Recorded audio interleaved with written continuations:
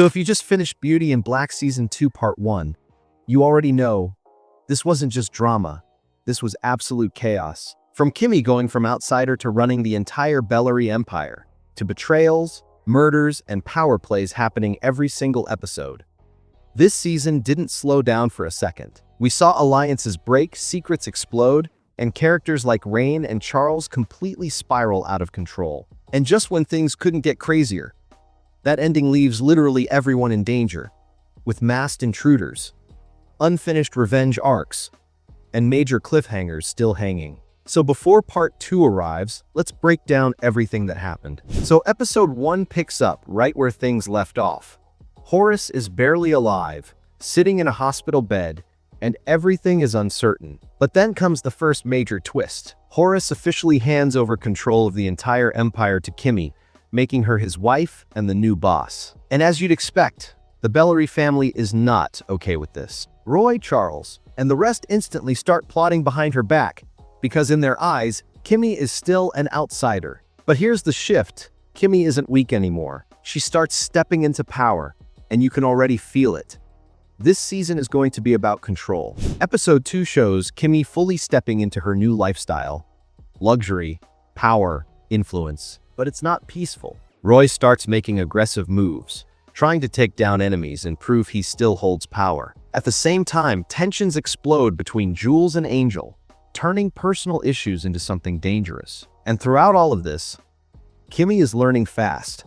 She's not just surviving anymore, she's playing the game. And everyone around her, they're starting to realize she's not easy to take down. Now, Episode 3 is where things start getting dark. We find out Angel has been killed, and that sends shockwaves across everyone. Family tensions explode, especially between Horace and Norman, with betrayal and illegal dealings coming to light. Meanwhile, Kimmy is trying to protect Sylvie while keeping control of everything. But the biggest moment, Norman decides to eliminate threats and plants a bomb. The episode ends with a massive explosion, and that's when you realize this is no longer just about power. This is about survival. Episode 4 shifts into paranoia and mistrust. Kimmy starts believing that Horace ordered a hit, and that changes everything for her. So she secretly plans an escape with Rain and Sylvie. At the same time, other shady things are happening.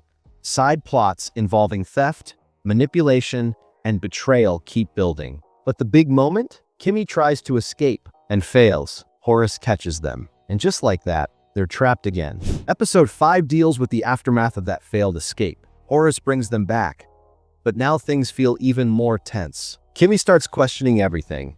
Did she misunderstand Horace, or is she still in danger? Meanwhile, the Bellary family continues falling apart. Roy is reckless, Olivia is stirring drama, and internal conflicts are getting worse. But the most important setup here is Rain, because she begins tracking down the man responsible for ruining her life. And you already know that's going to explode soon. And yep, Episode 6 delivers on that. Rain finally confronts Daga in a brutal showdown. Things get violent fast, but then Alex steps in and kills both Daga and another threat, ending it completely. It's messy, it's intense, and now they have to deal with the aftermath. This moment actually brings Rain and Alex closer, but it also shows how dangerous everything has become. Meanwhile, Kimmy continues facing disrespect despite her power, and Roy keeps reacting aggressively. Every character is slowly spiraling. Episode 7 is where everything goes completely off the rails. Kimmy finally steps up and openly challenges the family.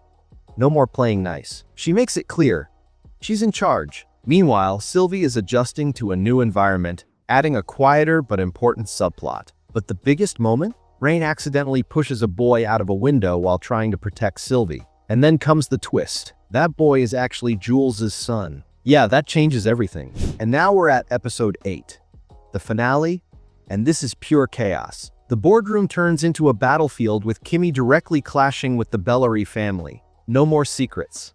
No more pretending. At the same time, the situation with the boy gets worse, because he's still alive, and now it's a massive problem. Alex steps in to fix things, while Charles goes deeper into violence, dealing with bodies and cover-ups. Everything is collapsing. And just when you think it can't get worse, masked intruders suddenly storm in, and the episode ends right there. Cliffhanger. No answers. Just chaos. And that's Beauty in Black Season 2 Part 1. 8 episodes of pure tension, power struggles, and non-stop twists. And somehow, it still feels like things are just getting started. Because right now, Kimmy's position isn't secure. Rain is in serious trouble. The Bellary family is falling apart. And those masked intruders? Yeah, that's about to change everything. So the real question is, who survives Part 2 and who doesn't? Drop your theories in the comments, because I already know Part 2 is going to be insane. And if you enjoyed this recap, don't forget to like, subscribe, and I'll see you in the next breakdown. Tay.